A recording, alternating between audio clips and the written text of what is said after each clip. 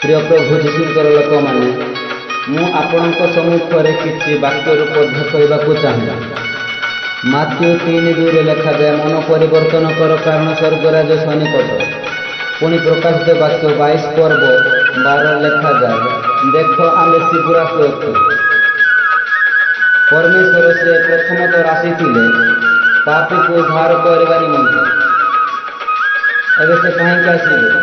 ସେ ପାପୀକୁ ନରକରେ ବିନଷ୍ଟ କରିବା ନିମନ୍ତେ ଆସିବେ। ଏଥିପାଇଁ ଆମେମାନେ ପରିବର୍ତ୍ତନ କରିବାର ନିହାତି ଆବଶ୍ୟକତା ରହିଅଛି।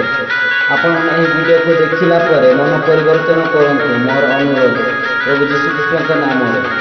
ଆପଣମାନେ ଟିକେ ଚିନ୍ତା କରନ୍ତୁ, ଟିକେ ଅନୁଭବ କରନ୍ତୁ।